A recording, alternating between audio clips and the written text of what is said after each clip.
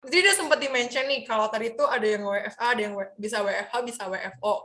Kalau Kak Usman tadi ada jam-jam tertentunya, kalau Kak Clara tuh lebih fleksibel.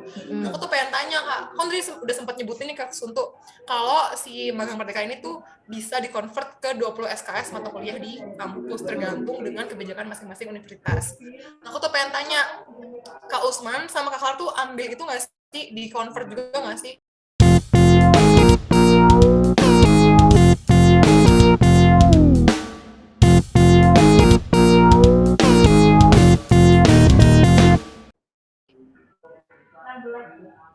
Dari Iya, Kak, kalau aku di-convert. di-convert total semua itu Kak, 20-20 di-convert semua. Yang di-convert itu 14 SKS, terus 6 SKS-nya aku ambil dari skripsi, jadi total aku semester ini 20 SKS tetap. Wow. Wow, keren. Enak ya nggak usah kuliah, tapi langsung kerja, tapi sampai skripsi kayak enak banget. Mau nyusul, Pin, nyusul cepatnya ini kapan nih? Wah, tidak segampang itu, kawan. Jangan gitu, harus optimis. Sun, kamu jangan bikin aku sedih dong, Sun. Astaga, temannya Kan tidak baik. berbicara realita saya, kawan. Tolong ya, ini editor, tolong di-cut ya, agak dipipit gitu boleh kali ya. Kalau dari Kak Usman, gimana Kak Usman? Di-convert juga nggak, Kak?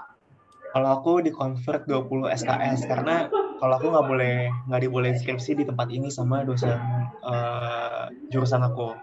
Jadi aku harus di-convert 20 SKS. Ya karena perusahaannya bukan di bidang industri, lebih ke agribisnis sih, jadi nggak boleh.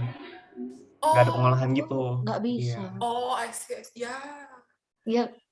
Oh, berarti bisa. Oh, kalau Kak Clara bisa di-convert ke skripsi juga karena emang ini relate sama jurusan ya, Kak? Atau gimana? Ya, mungkin iya sih relate ke jurusan aku, karena aku kan di departemennya Quality and Food Safety nih, udah benar-benar Quality and Food Safety banget, jadi bisa sih aku dikonversi ke tugas akhir. Oh, I see. Oke, ini habis ini Magang Merdeka buka, kita cari ya company dan posisi yang sesuai dengan biotek-biotekan, jadi saya nggak usah skripsi. Oh, mohon maafin, saya kalau biotek masih tidak mencari. Jangan gitu lah, Sun. Biotek tuh banyak, Sun. Kamu tuh jangan Pin, masalahnya kalau di jurusanku, di prodiku tuh terlalu luas, jadi bingung gitu, aku masih cari gambaran yang berhubungan gitu. Biotek bisa, ini juga bisa, jadi bingung gitu. Tapi kayak lihat Kak Clara tapi megang software IT gitu, kayak wah ini aku nggak boleh meremehkan ini. Belum tentu aku mau bidang ini, bisa aja dapatnya nanti bidang ini, bidang lain gitu sih. Ini mohon maaf ya Kak Usman sama Kak Clara ini emang agak sombong, partner MC saya ini suka merendahkan saya ini. Sejauh ini. Enggak, Pin, aku tuh masih bingung gitu loh, Mang. Tolong produser ya, kalau semester depan ada podcast lagi nih, Sun tuh digantiin bisa nggak sih yang lebih fresh gitu ya, tolong ya. Jangan gitu dong. Kamu kesepian kalau nggak ada aku, Pin. Pin, kamu bakal kesepian kalau nggak ada aku. Secara kan aku kan. Iya, kesepian, Sun. Aku bakal kangen kamu ngejat aku, tapi nggak sekarang ya, Sun ya. Oke, lanjut. Lanjut.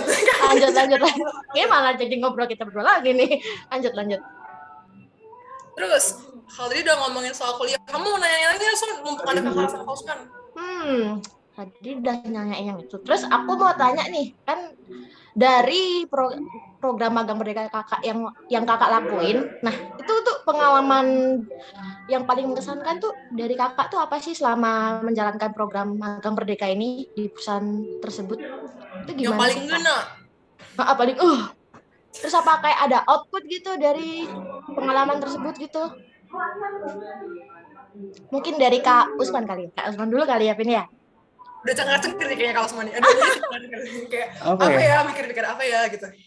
Outputnya ya itu sih, jadi tahu kayak kita kan masih kuliah nih, kita lebih cepat ngambil magang, berarti kita tahu nih lingkungan kerja sebenarnya kayak gimana sih. Nanti kita bisa prepare setelah kita lulus kuliah harus ngapain kayak gitu. Itu sebenarnya tujuan magang sebenarnya menurut aku kayak gitu sih. Jadi kita lebih tahu lingkungan kerja, cara kerja tuh kayak gimana sebenarnya. Jadi kita nggak hanya di kuliah kan cuma teori-teori aja teman-teman ya. Nah, kejadian di lapangan tuh jauh lebih beda gitu loh. Jadi kita bisa merasakan hal-hal tersebut. Kita bisa belajar lebih banyak, punya pandangannya juga lebih luas kayak gitu sih menurut aku. lebih banyak gitu ya Kak, kayak pengalamannya, sudut pandang, terus kayak lebih merasakan, oh kalau di kampus tuh teorinya begini, tetap di dunia nyata tuh nggak Iya, seindah ini gitu.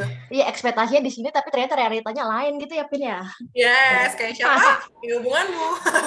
Eh, dasar ya. Lanjut. Lanjut Kalau deh di Kak Kak Clara. Clara. Ya, Kak Clara deh. Eh, eh. Kalau aku sama sih, bener-bener pengalaman yang paling ngena itu ya justru itu pengalaman aku pertama kali mendapat exposure ke lingkungan kerja gitu, karena bener-bener beda sih. Aku setuju sama Usman, lingkungan kita kuliah sama kerja tuh beda banget gitu, dan aku bersyukurnya bisa apa ya, waktu masih jadi mahasiswa nih tapi udah bisa nyoba-nyoba ke lingkungan kerja tuh kayak gimana sih, jadi aku bisa punya gambaran gitu loh, gambaran terkait apa ya yang perlu aku ngasah lagi untuk kedepannya gitu, apa ya yang kira-kira masih perlu aku kembangkan nih untuk aku survive di dunia kerja gitu. Nice. Berarti kayak kalau aku bisa simpulin tuh dua-dua itu sama-sama apa ya, merasa grateful gitu loh, dapet kayak ih gila aku keterima nih, terus bisa lebih tahu nih dapet temen aku gitu ya Kak. Oke, Bener. kalau tadi udah sempet ngomongin soal pengalaman apa yang didapat, terus exposure apa aja yang didapat, benefitnya apa aja. Aku tuh pengen tanya, kalau tadi kan kita ngomongin seneng-seneng aja nih, aku pengen tahu dikit yang agak susah nih ya. Kalau dari Kak Farah sama Usman, kira-kira selama internship atau selama magang Merdeka ini, pernah nggak sih Kak kayak ada satu pengalaman yang cukup berat atau mungkin nggak mengenakan, terus gimana sih cara overcome-nya? Kayak misalnya kayak tadi nih Kak Farah, misalnya ini contoh aja, kayak misalnya Kak Farah awalnya nggak ngerti soal programming, soal software, tiba-tiba sudah bikin software, terus deadline-nya cepet, terus kayak jadi harus belajar cepet banget dan sebagainya, jadi kayak gitu-gitu. Ada nggak sih Kak selain yang udah diceritain tadi? Dari Kak Farah ada nggak? Oke. Overall itu aja sih struggle-nya dari aku, deadline-nya cepat, pergerakannya cepat, kita harus belajar dari awal, semuanya harus serba belajar gitu. Nah, kalau dari aku sih pengalaman yang nggak mengenakan lebih ke itu gitu. Kan ada hari-hari dimana kita ngerasa capek banget nih, ada deadline banyak, ada kerjaan banyak, tapi harus tetap dikerjain gitu. Nah kalau dari aku, ini pentingnya kita harus ini sih teman-teman, punya fleksibilitas yang tinggi, terus kita harus mampu bekerja dalam tekanan, terus mampu memanajemen stres yang baik, itu penting banget kalau apa mau survive pas magang nanti gitu. Karena nggak bakalan seneng-seneng doang, kita kan kerja di sini, kita benar-benar involved di project, dan project itu pasti ada ups and downs-nya gitu. Jadi harus bisa kerja di bawah tekanan ya Suni ya, kerja di bawah tekanan, hari-hari ditekan beneran gitu ya. Saya menyiapkan mental nih, mental dan batin sudah saya siapkan ini Pin. Ya ini, jadi kamu sekarang lagi menyiapkan mental aku untuk ditekan nanti waktu kerja gitu ya Sun, ceritanya. Oh gitu Sun. Oke, aku mengerti selama ini kamu menemani aku podcast dengan tekanan itu untuk mempersiapkan aku magang Merdeka Sun ceritanya. Iya, itu salah satu latihan sih Pin. Oke, bekerja dalam tekanan, nanti hari-hari ditekan beneran gitu ya. Oke. Kalau dari Kak Usman gimana, kalau dari Kak Usman? Sebenarnya dari aku sama sih ya, kayak Clara ya, bener banget harus bisa kerja dalam tekanan ya, di bawah tekanan, under pressure gitu, karena kita kan nggak cuma kerja juga, terus kita harus juga bisa manage waktu juga. Kita nggak kerja juga kita nggak cuma kerja di santu, kita nggak cuma magang, tapi kita punya tugas-tugas lain, kayak kalau aku masih ada kuliah juga, terus kalau Clara masih ada tugas akhir, jadi harus bisa manage waktu, bagi-bagi waktu supaya semuanya bisa kelar dengan dengan sesuai deadline-nya kayak gitu loh. Harus pintar-pintar manage waktu. Kesulitannya lebih gitu sih, karena kalau aku pribadi kayak berangkat kerjanya pagi, pulangnya jam 9 malam baru nyampe rumah, terus habis itu baru lanjut kerjain tugas kuliah kayak gitu. Jadi harus pintar-pintar manage waktu. Terus hal yang paling gak enak sebenarnya ini sih di luar magang, yaitu insentifnya Clara. Loh, ada apa ini soal insentif? Mungkin boleh aku sebenarnya kayak telat turun kan? Oh. Iya kan? Oh iya, itu nggak enak sih sebenarnya. Oh iya, dapat insentif juga Kak. Tapi jangan mikirin itunya sih kalau magang. Iya Kak, aku cuman kayak shock aja gitu. Oh dapat insentif, soalnya kan biasanya tuh ada, aku lihat di platform IG itu kayak banyak gitu Kak, kayak nawarin magang tapi nggak dapat fee, lebih ke dapat pengalaman, terus dapat benefitsnya tuh dapat sertifikat gitu-gitu doang. Aku kayak shock gitu, oh dapat insentif, tapi nggak enaknya insentifnya telat. Suntuk kayaknya insentifnya telat, Sun. Masih mau daftar magang Merdeka, Sun. Tergantung sih, Pin, tergantung. Astaga. Ini kalau bapak ibu Kemendikbud ya, kalau nemu nama variabilitas Anda dicatat aja nggak apa-apa, Kak. Jangan gitu, Pin. Kayak kamu dendam banget ya kalau misalnya minat program. Sangat Suntuk. Kamu tahu aku dendam banget sama kamu. Kamu tiba-tiba aku podcast, aku direndahkan, aku direndahkan, parah banget. Di depan kakak-kakak yang keren-keren ini kamu masih bisa-bisanya. Parah banget, Sun, ya ampun. Maaf, Kakak. Oke, di note ya, Sun. Pertama, harus tahan banting. Alias harus bisa kerja dalam tekanan. Harus cepat kerjanya, jadi harus dengan deadline yang segitu, harus selesai dengan cepat dan rapi. Plus, harus bisa bagi waktu, karena bakal ada tugas kuliah, Sun, tuh. Oh my God, ini Pin. Ini yang paling saya anti. Apa? Masih kurang yakin kalau tugas kuliah ini saya. Agak ada tekanan baru gitu ya, Bun, ya? Ya, tekanannya nambah. Oke. Bahas tugas udah, bahas work environment udah, bahas step by step masuknya udah. Bahas apa lagi, Sun? Ntar, aku pikir-pikir. Oke deh. Ini balik lagi malah, jadi balik di awal lagi. Nah, Kak, selama program Merdeka ini, sebelum Kakak minat ke program magang Merdeka ini, ada nggak sih, Kak, yang nggak mendukung Kakak? Kayak misalnya teman-teman Kakak tuh kayak, ih ngapain sih kamu ikut? Ngapain juga? Terus mungkin dari keluarga mungkin, semisal kayak udah nemu di perusahaan A, kok perusahaan A sih, mending perusahaan B gitu. Atau apa sebaliknya kayak, wah keren, kamu mending pilih ini aja, soalnya posisinya ini udah bagus, terus gini. Atau gimana, Kak?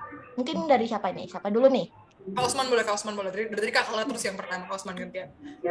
Oke, dari aku sih nggak ada kayak gitu ya. Dari aku semua circle aku pada ngedukung, kayak teman-teman aku juga. Malah teman-teman aku yang ngajakin buat daftar kampus Merdeka kan. Terus dari keluarga juga mendukung juga sih, jadi nggak ada yang kayak gitu. Jadi kita juga ngerasa nggak terbebani dengan yang kita lakuin sekarang kayak gitu. Clara gimana? Kalau aku juga kebetulan lingkungan aku pada suportif sih, orang tua, keluarga juga suportif, karena ini kan kesempatan yang bagus nih, dan aku tahu betul apa yang bisa aku dapetin dari kegiatan ini, jadi semuanya ya pada mendukung sih. Jadi dulunya sama-sama suportif ya, Kak, sama-sama mendukung. Nah, nggak kayak Suntu nih. Oke, aku harus mencari teman baru berarti. Lo kan kali aja ya, Pin, misalnya nih aku minat bidang bioplastik, terus habis itu nemu nih perusahaan ini udah kayak keterima, terus tiba-tiba kayak, ih ngapain sih Sun, mending cocok yang ini gitu kan, aku jadi kepo gitu, ternyata pada sportif semua. Wah, jadi aku kayak, wah, kamu agak suzon ceritanya nih ya, agak suzon agak gitu ya, agak kayak mungkin. Jangan menyamakan teman-temanmu dengan teman-teman Kak Clara. Lo. Jangan menyamakan teman-teman Kakak dengan kamu ya. Kamu kan tidak suportif denganku. Oke. Kalau tadi kan udah sempat ngomongin nih, Kak, soal step by step-nya.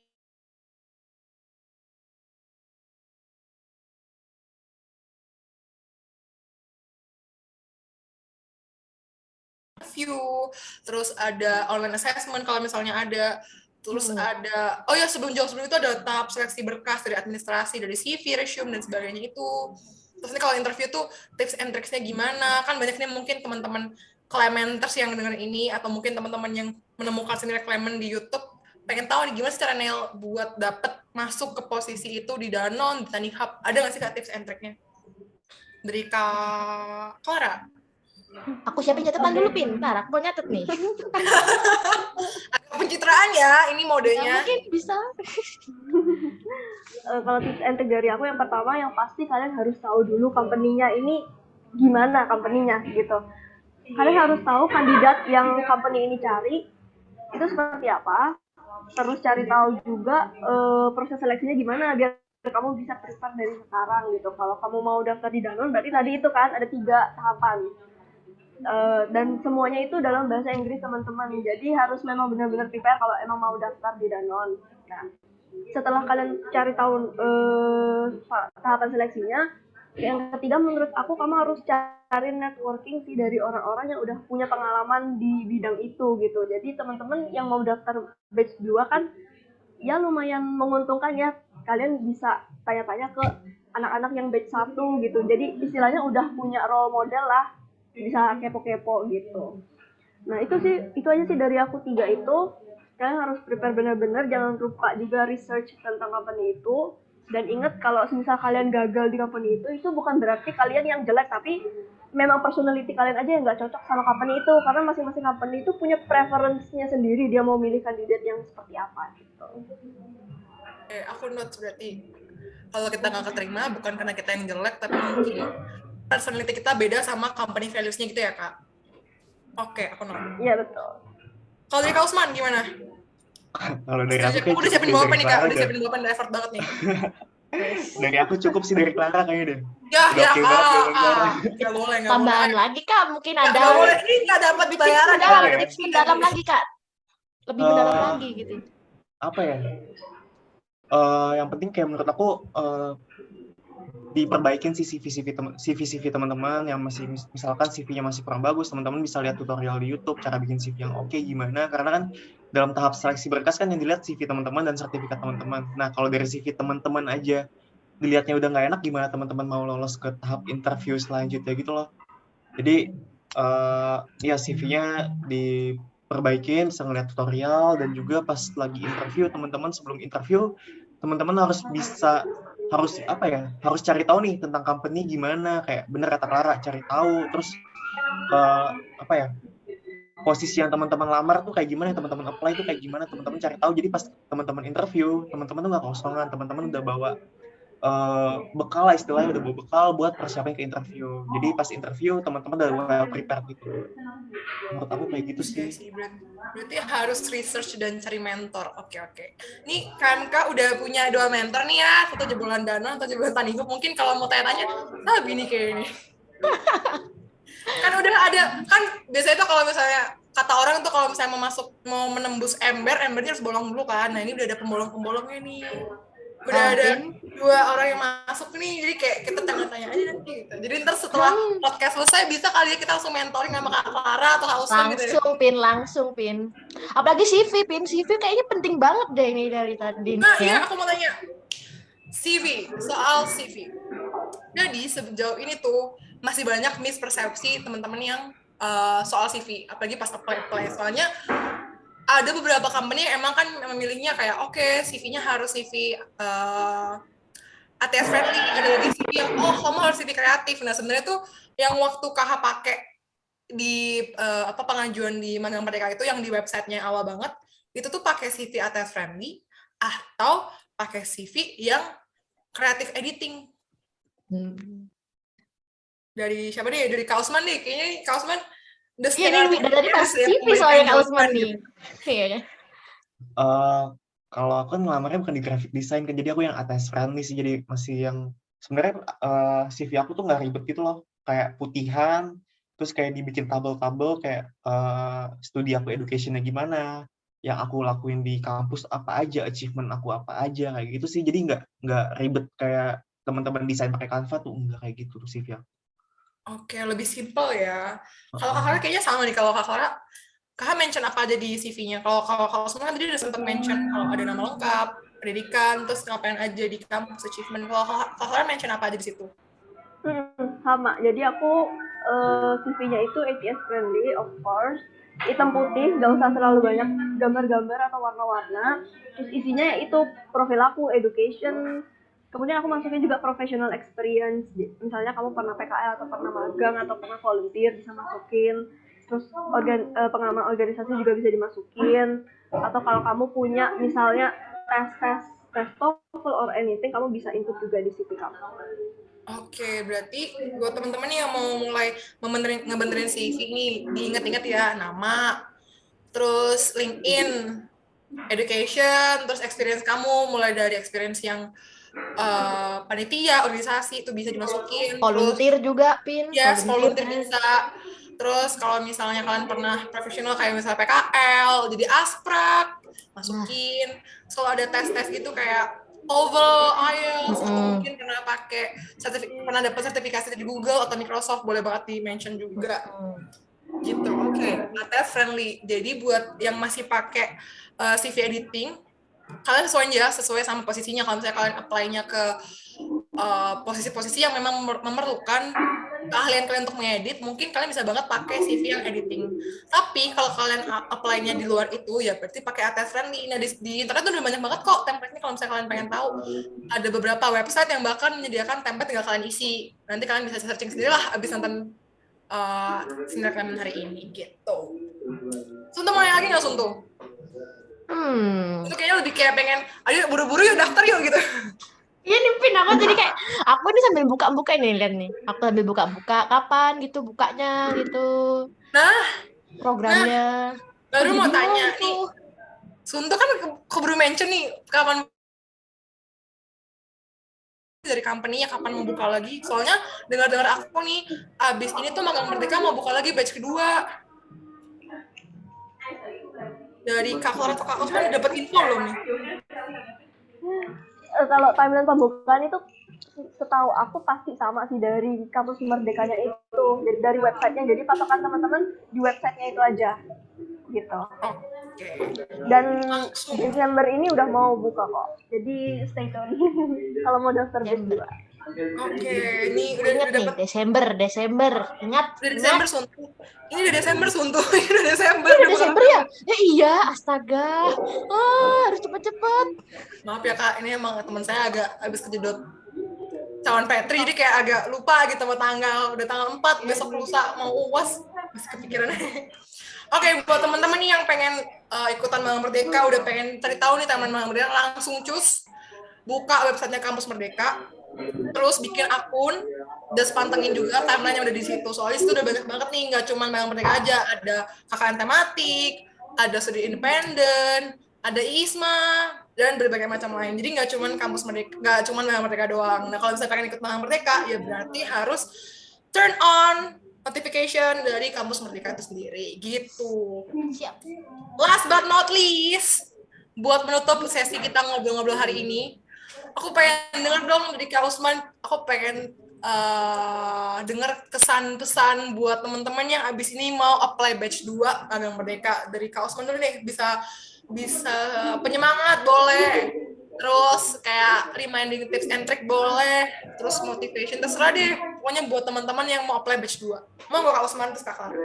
Apa ya? Mungkin kalau dari aku buat teman-teman yang udah malas kuliah, apalagi udah semester gini, boleh banget langsung aja daftar Kampus Merdeka, apalagi di konversi 12 SKS lumayan banget kan. Terus teman-teman bisa belajar lebih di lapangan daripada cuma teori-teori doang di kelas. Itu sih dari aku. Oke, thank you Kak Usman. Agak men-trigger ya, udah malas kuliah itu di highlight banget tuh, kayak yang udah malas kuliah ya udah aja gitu. Kalau Kak Clara gimana? Monggo Kak. Kalau dari aku, terlepas dari segala challenge yang terjadi, menurut aku Kampus Merdeka ini program yang benar-benar bagus banget untuk development kita, karena ada banyak banget pelajaran-pelajaran yang aku dapetin justru baru sekarang ini gitu. Dan jadi dari kuliah aku nggak dapetin, tapi di sini aku dapetin. Jadi benar-benar recommended banget buat teman-teman yang pengen explore lebih. Ini udah ada fasilitasnya nih, tinggal kita aja yang memanfaatkan gitu. Oke. Kalau dari Kak Usman udah menyemangati, ayo yang udah mulai capek kuliah, yuk langsung yuk Magang Merdeka. Saya mau ini.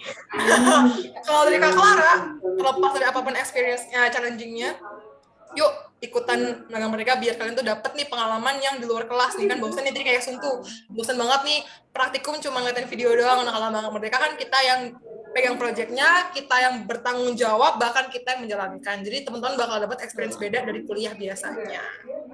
Gitu.